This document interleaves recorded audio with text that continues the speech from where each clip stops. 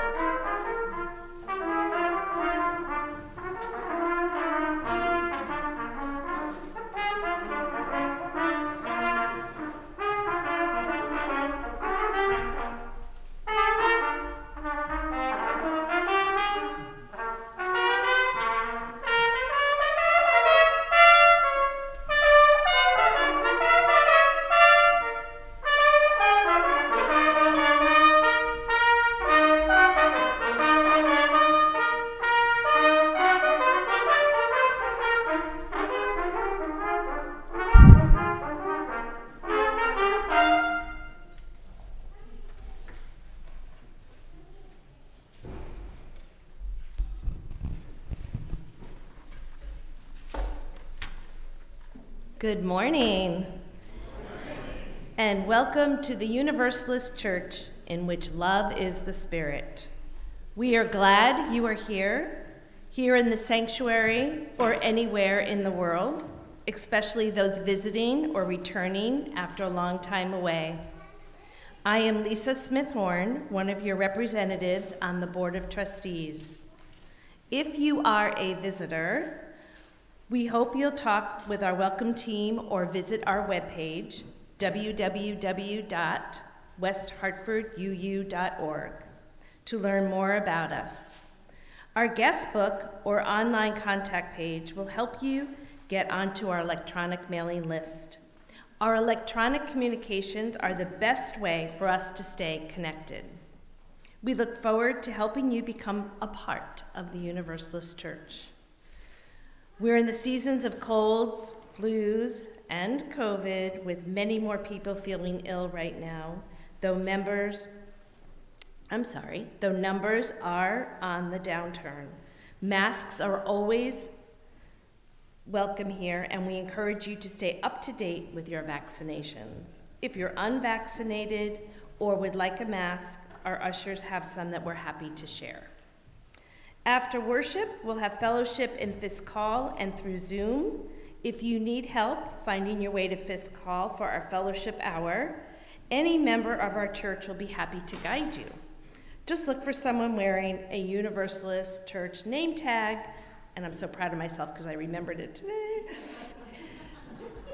You can find the link for Zoom in your weekly news or on our Breeze calendar. If you aren't getting the weekly news, please sign up for it on our website.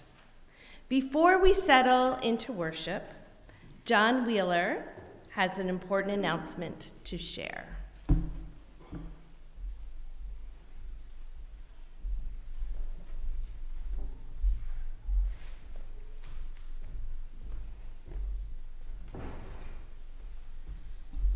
It's been a few years since I've been up at the lectern. I got a little nervous. Goodness. Well, hello all. I'm John Wheeler, a former co-moderator of the Board of Trustees. My fellow co-moderators are Linda Myron and Dave Lee, and I've been tasked by the Board of Trustees and Reverend Adam with conducting a congregational review. As we all emerge from the disruptions of the pandemic, now is a great time to reflect on our aspirations as articulated in our vision statement developed just before the pandemic. The goal of this review is to assess, through a series of focus groups, how our community, the congregation, the staff, and our senior minister, Reverend Adam, are doing on the 4 tenets of our collective vision: what we are doing well and what we can do better. The overall process should be uplifting and help us to recommit to our shared vision. Starting in mid-February, Linda, Dave, and I will lead small focus groups of 8 or 10 people. These will include 1 Zoom session on February 12th after church and 2 in-person sessions, the first on February 26th and the second on March 5th, also after church.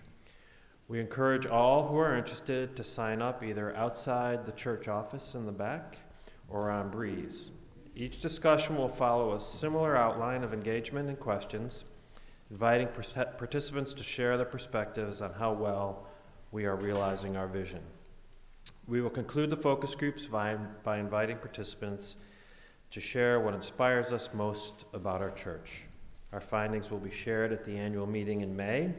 If you have any questions, you can ask Dave Lee, who's sitting right over here.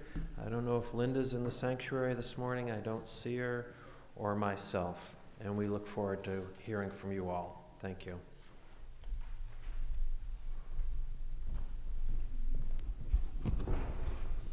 Thanks, John. And now I invite you to take a moment to make your mobile phone silent, turn off your email, put away your keyboards, and settle in for worship.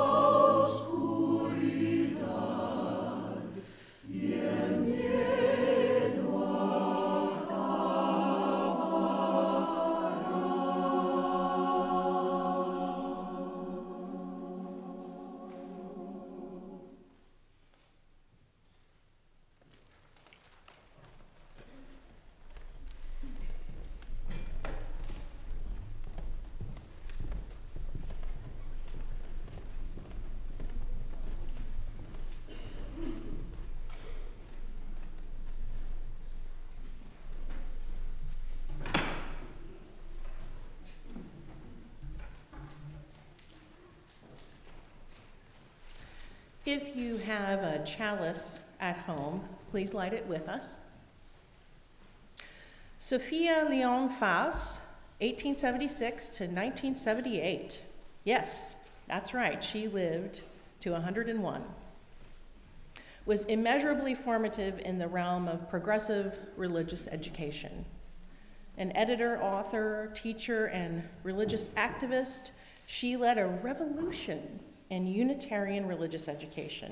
Fa's teaching and writing focused on a method of experiential learning that she hoped would enable children to develop their own ideas about religion and spirituality. we light the chalice this morning accompanied by her words.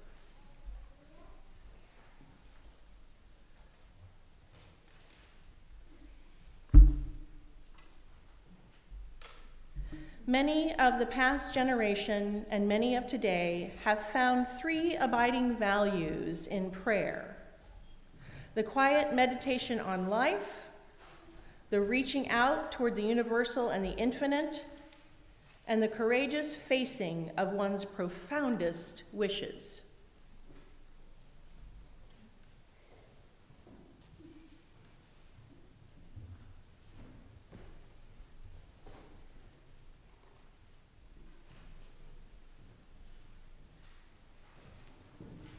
Let parents sense and share with their children the glory and mystery of everyday things. Let them look with sympathy upon humanity's age-long dilemmas.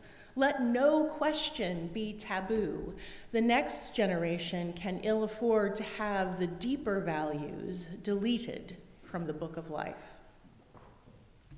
Our opening hymn is hymn number 124 in the gray hymnal. Please rise in body or in spirit, in the sanctuary or wherever you are, as we sing together.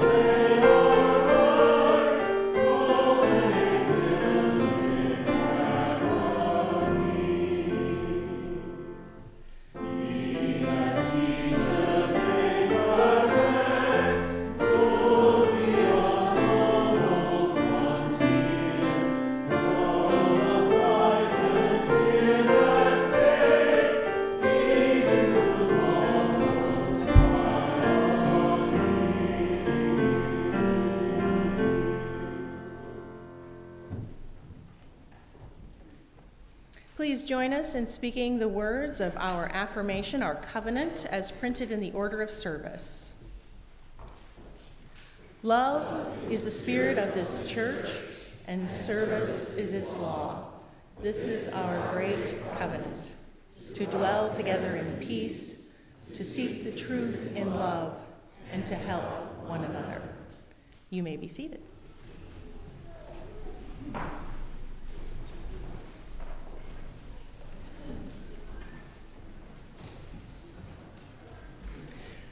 With some recent illnesses and an attempt to pull our schedule together for volunteer teaching, we're not going to have church school this morning.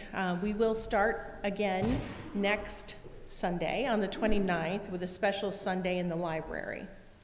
However, the nursery is open this morning for ages 0 through 4. There is also a place on the second floor called the Family Library where you may accompany your child if you wish. And again, we will resume to church school next Sunday. In support of our Green Sanctuary program on plant-based diets that's happening today after the fellowship hour in Fisk Hall, I want to share a story with everyone about food.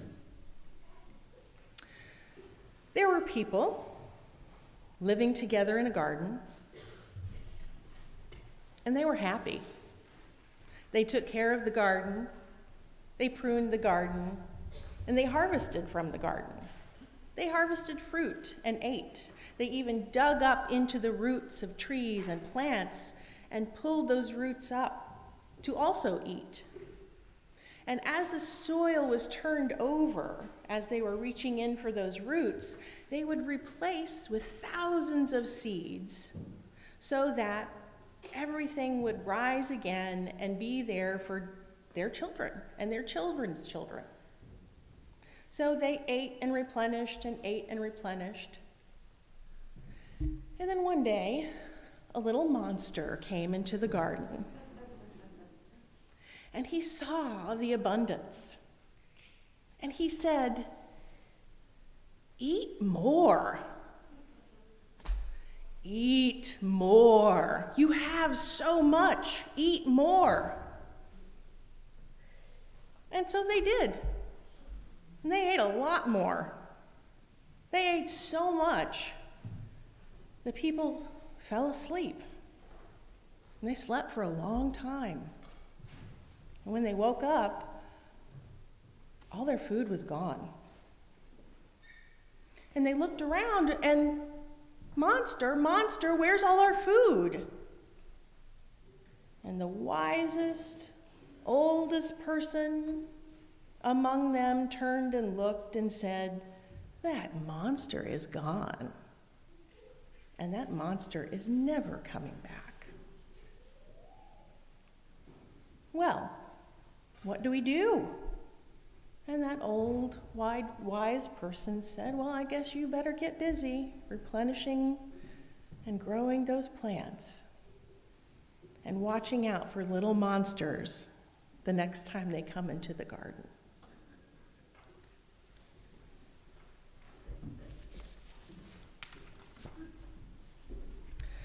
The voluntary offering, the sharing of our resources for our shared work as a religious community, is a spiritual practice for us. By offering your time, talent, and treasure to this community, you help us serve the members, friends, and wider community of this congregation. As part of that service, we share our general offering each week with organizations that do work in the world that brings us ever closer to creating the beloved community. This month, we share our offering with Trans Voice and Visibility 365, a ministry dedicated to uplifting and supporting the well-being of transgender individuals in Connecticut by providing basic human needs, information and referral, and service coordination and support. Their emphasis is on the most underserved, neglected, victimized, and oppressed. This includes, but is not limited to, transgender people of color, those with disabilities, trans youth and elders, immigrants, documented and undocumented, low-income trans folk, and those who've been victim of crimes. To give electronically, please use the QR code on your order of service, the links in the description, or those on our website to make your donation to our offering. Here in the sanctuary, our offering will now be gratefully received.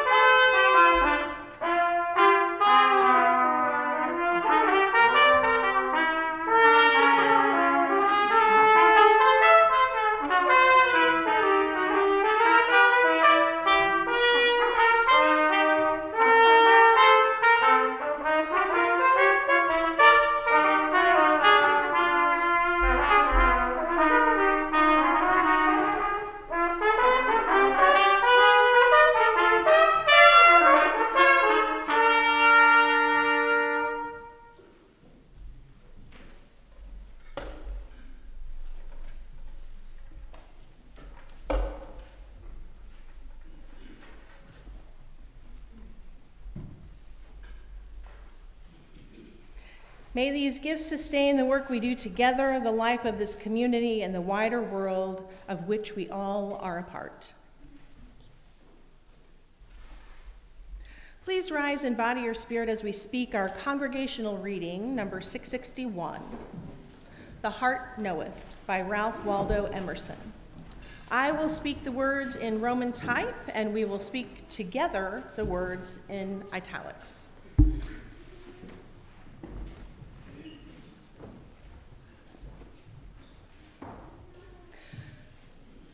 We have a great deal more kindness than ever is spoken. The whole human family is bathed with an element of love like a fine ether. How many persons we meet in houses whom we scarcely speak to, whom yet we honor and who honor us. How many we see in the street or sit with in church, whom we silently, we warmly rejoice to be with.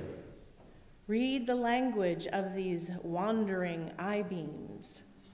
The heart knoweth. Let's join in singing our Doxology.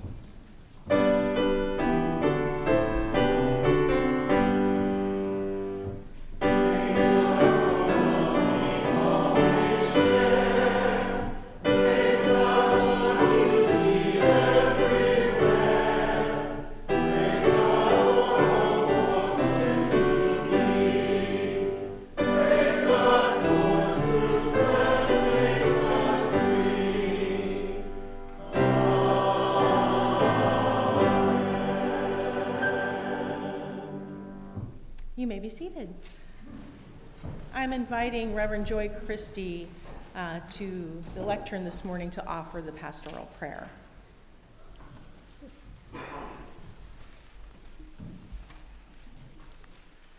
I invite you this day to join me in prayer for Denise and Peter Kay as they celebrate the life of Denise's brother.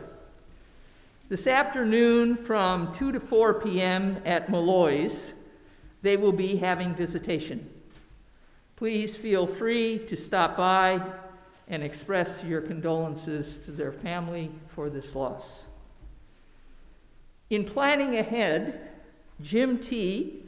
wishes to invite all those who knew his mom, Fran, to the celebration of life service that will be held here in this sanctuary on February 11th at 1 p.m.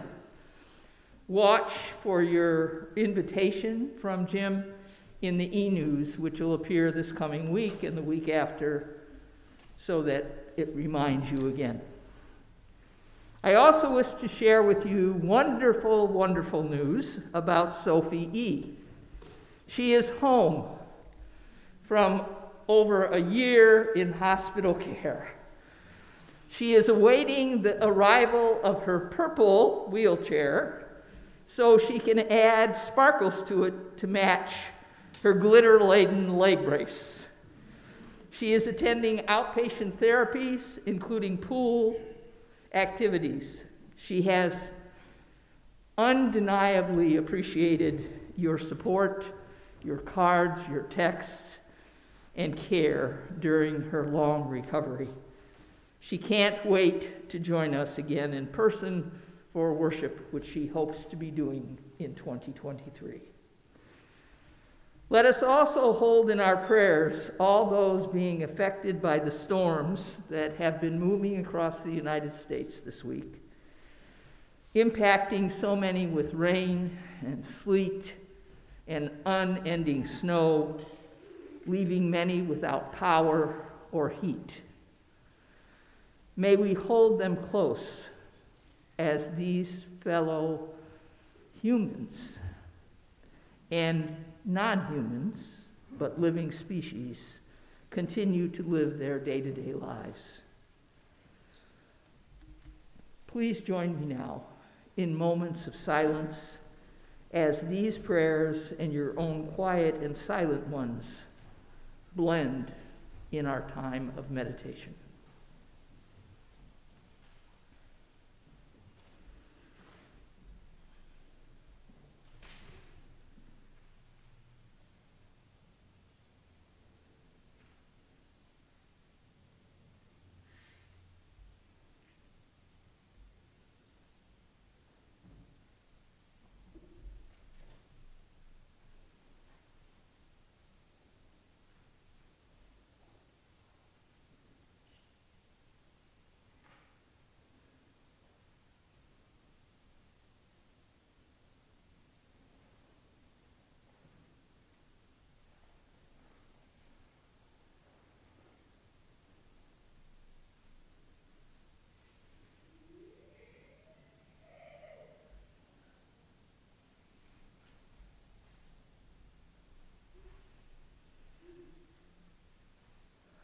as we continue being in our world today and in the week to come. May we be present to all that calls us to be aware and awake to that which surrounds and touches us. May it be so.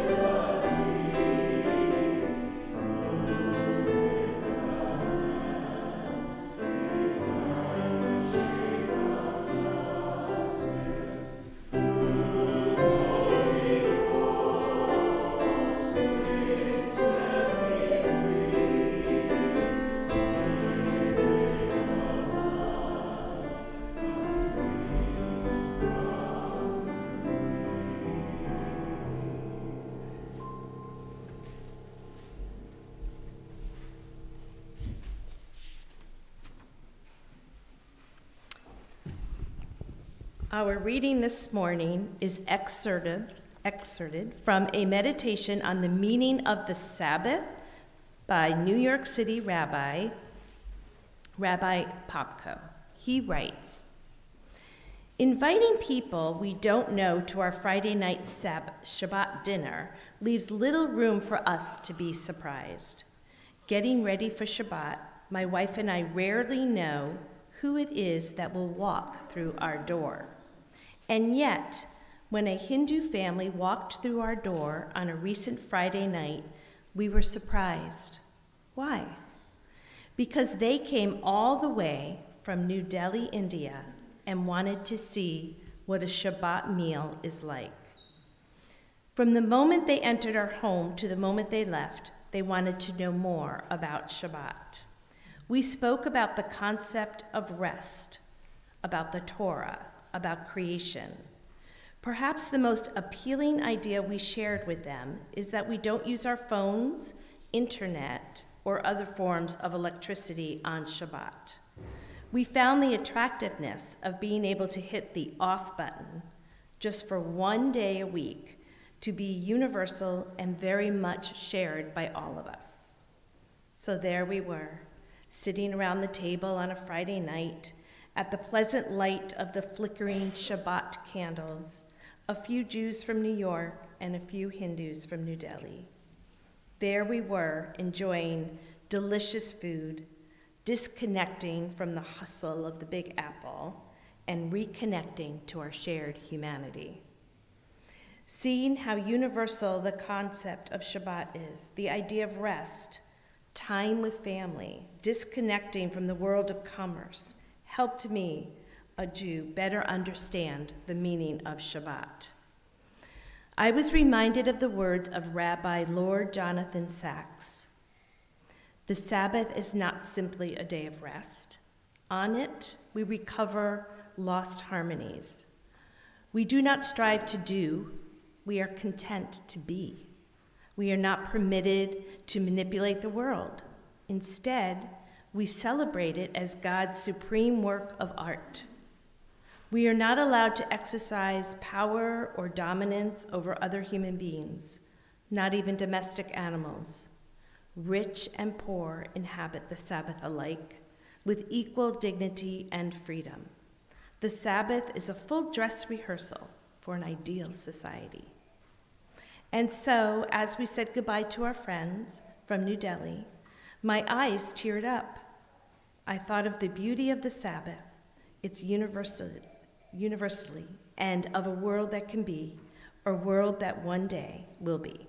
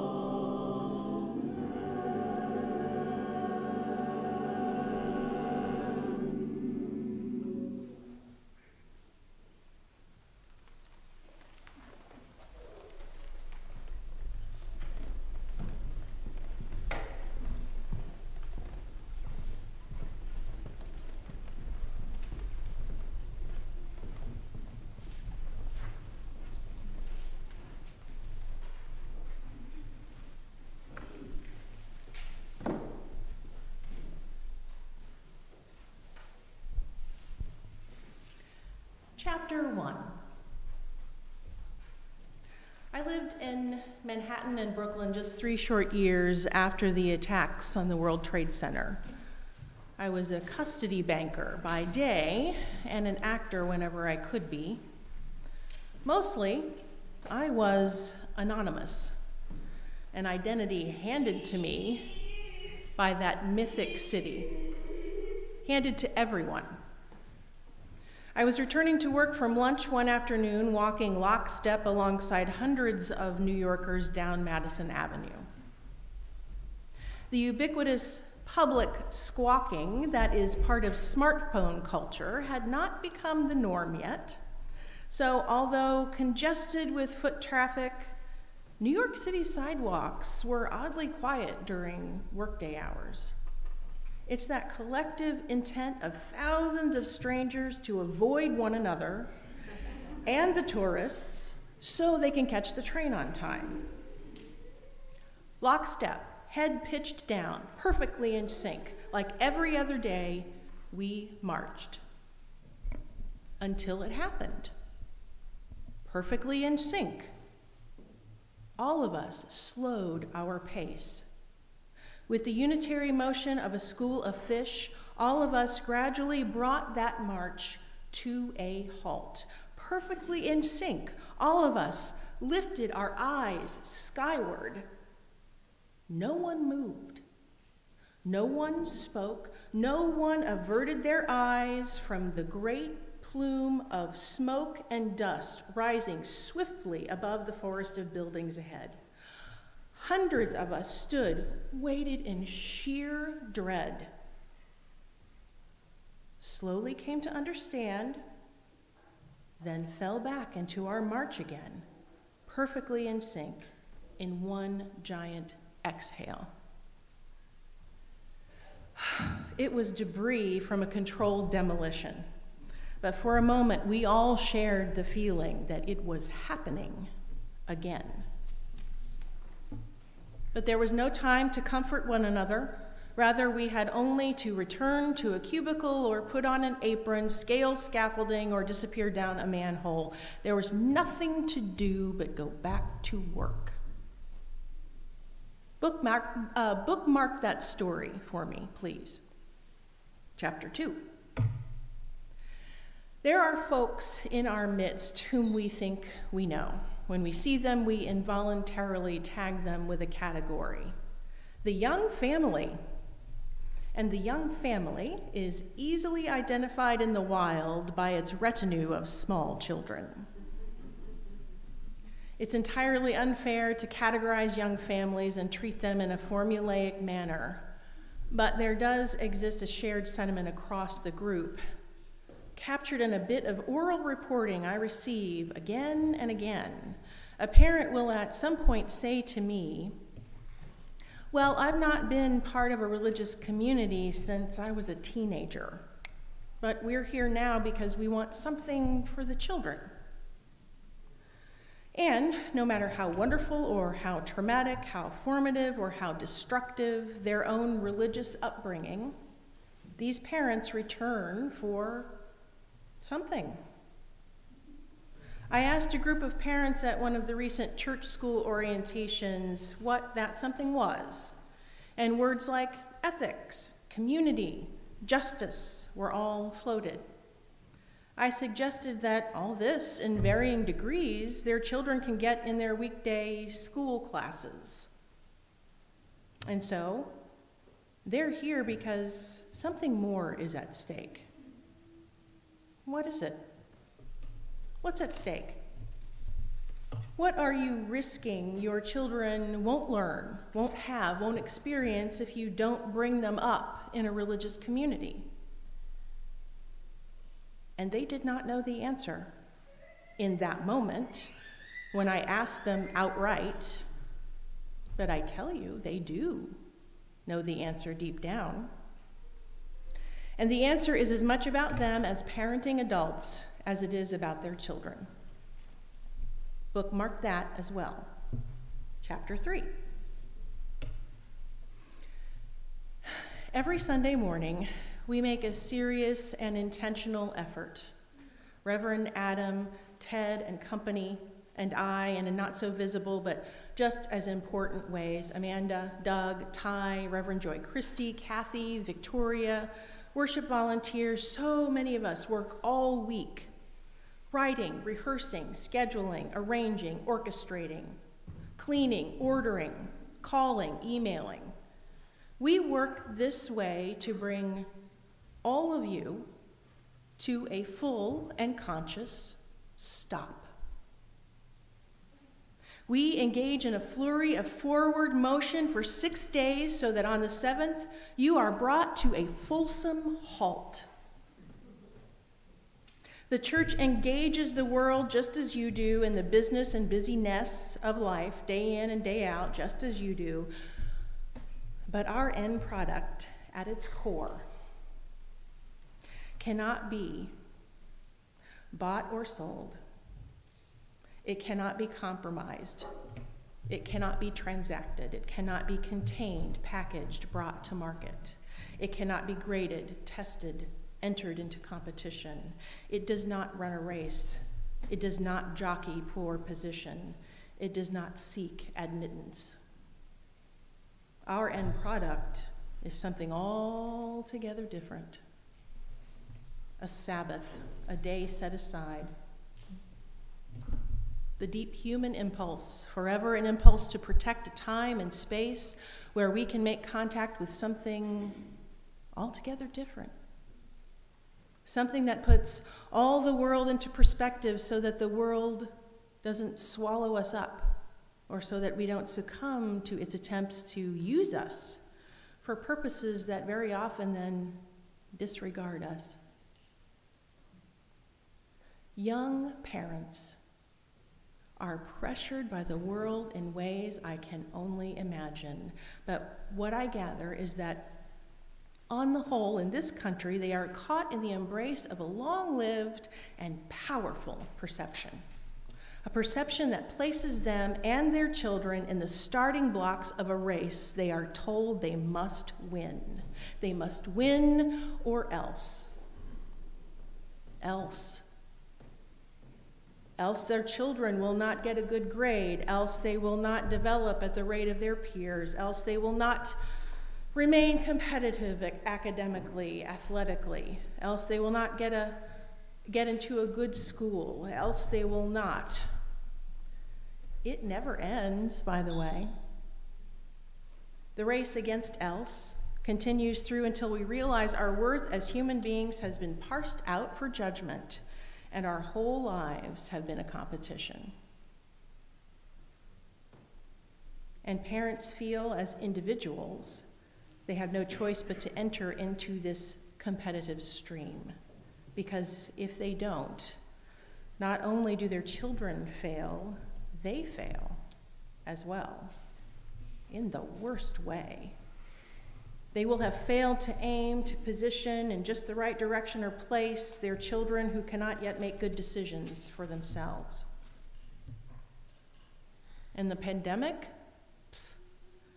has done nothing but exacerbate this perceived potential for failure, because children have lost something developmentally by not being in school with their peers.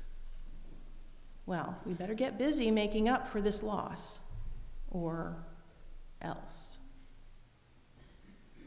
And so it goes that we enter into the struggle to do our best for their sake.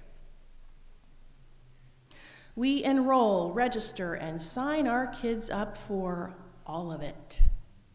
We read the studies and listen to the teachers and coaches and administrators about how this or that enrichment will provide this or that piece of the puzzle for their child's success. And the moment the children step onto a school bus or are emptied out of the carpool to trundle off and do, we work, plan, save, and otherwise do ourselves. All the while, in the background or in our earbuds, is the hum of the 24-hour news cycle that, regardless of political slant, exists not so much to inform, but rather to create revenue by daring you to look away and miss some vital piece of information. A piece of vital information that we invariably forget by lunchtime. Or in the background is the chime, the ding, the beep of the ubiquitous notification. The next text, the next email, the next new Insta face tweet that cannot go unanswered. Constant activity, constant consumption of information, constant stimulation. This may not be a scientific readout of the data, but I bet the farm we spend more time framing our lives than living them. That is, in the day-to-day, we invest more time either preparing to live or avoiding life than in living it itself. And though we cannot be blamed, we can choose differently. I once asked a group of folks to sign on for, believe me, a modest Sunday commitment. And a parent in the group began to cry. And while agreeing, the ask was small and said that Sunday morning was the only unscheduled time across their family's entire week. That while they would try to attend and participate as often as they could not bear another scheduled commitment, no matter how modest. My heart went out to this parent, truly. Though I don't have children, the emotional labor of full-time ministry takes a toll not dissimilar from bringing up a family. However, and this is a hard thing for me to say, not just because it pierces that tender place in some of us, but also because I'm pushing back on something so powerful. That parent's tears, the anguish, the visible fatigue, come from the need not merely for some unscheduled time. This kind of raggedness cries out for a fulsome and complete stop. One that is deeply, existentially restful and pregnant with meaning. One that must be chosen. Conclusion. What some of us, even in this room today, don't realize is that this existential rest that is traditionally called Sabbath is the embodiment of irony. The first irony is that Sabbath itself, its very happening, works. It labors. It is the product of our labor throughout the week here at the church, and the Sabbath itself is laboring in this very moment, right now, to bring you rest. The second irony the Sabbath hands us is this: stepping away from the world for a time, stepping out of the stream of activity, risking some time apart from the world will ironically help us create a more meaningful, and I hate to say it this way, productive relationship with that world. The Sabbath does this by not only restoring us through rest, but also by reminding us that all of that out there very often does not make good on its promises. In other words, a full stop and a period of separation restores our perspective. And we come to realize that some of that stuff out there is empty and frankly meant to keep us in a state of distraction and frenzy. Deliberately restoring one's perspective. Some of us call this detachment. The fruit of which, ironically, is a deeper, more meaningful, wholesome attachment. A real, wholesome relationship with a person, a job, an institution, even a belief, is never threatened or harmed by some time apart. And yet, young parents and others of us are convinced of the value of staying in the race perpetually.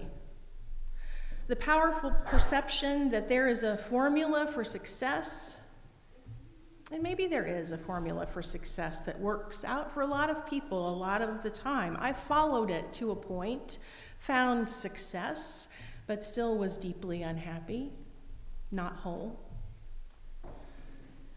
To quote Reverend Adam from our long conversations when we try to suss out ministering well to this congregation, he says this: what we know is this: our UU churches turn out good kids who go on to do good things. And by that, by good, he means ethical, moral, kind, and grounded in love. I notice he never uses the word successful. That word for us ministerial types is a word tied almost inextricably to a kind of achievement that is measured by gains and losses. While us ministerial types, we are in the business rather of drawing out of people, young and old, a meaningful personhood that can never be lost. This is the promise. And yet, this is the immeasurable promise, and yet we are otherwise convinced of the other promise, the measured one. Remember chapter 1? Lockstep, head pitched down, perfectly in sync, like every other day, we marched, until it happened that, perfectly in sync, all of us slowed our pace. With the unitary motion of a school of fish, all of us gradually brought the march to a halt. So here is my ask. It is not merely what I need. It is not merely what our young parents need. It is what is at stake for our children. In sync, all of us lifted our eyes skyward. No one moved, no one spoke. No one averted their eyes from the great plume of smoke and dust rising swiftly above the forest of buildings ahead. I am asking our empty nesters, our wise owls, parents who have taught church school in the past, others who have not but want to now be a part of a child's formation into a good kid. Hundreds of us stood, waiting in sheer dread. I am asking those of you other than our young parents who are scared, overworked, dreading the next scheduled block of time, to be my partner and provide that fulsome and meaningful stop for them, at least for a time. And what happened next? You remember?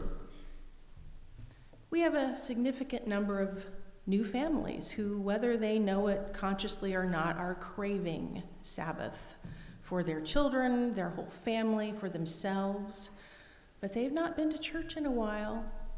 And what some of them knew of church, well, they're hoping some things are different here. We fell back into our march again, perfectly in sync. It was just debris from a controlled demolition. Still, there was no time to comfort one another. Rather, we had only to return to a cubicle or put on an apron. There was nothing to do but go back to work.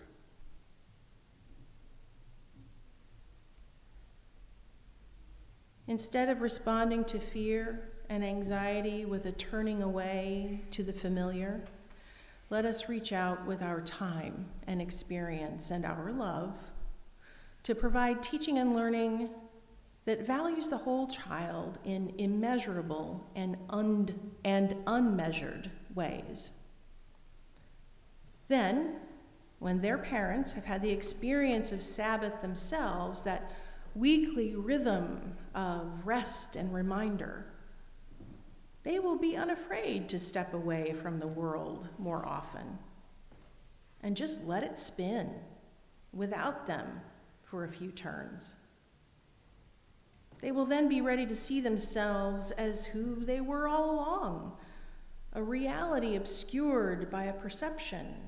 They will know they are their children's best spiritual teachers. and they will be ready to step into the classroom and provide Sabbath for the children of this church. Amen. Please join us in singing our closing hymn, number 121, We Build a Land.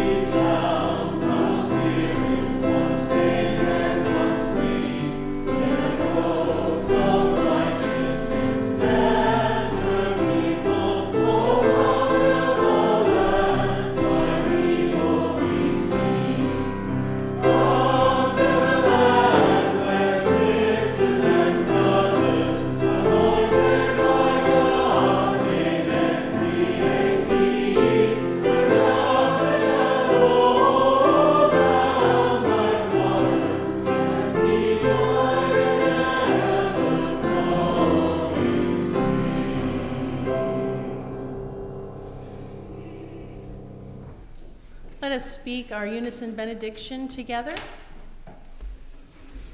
Engage with the world in peace. Have courage. Hold on to what is good. Return to no person evil for evil. Strengthen the faint-hearted. Support the weak. Help the suffering. Honor all beings. Please remain for the postlude.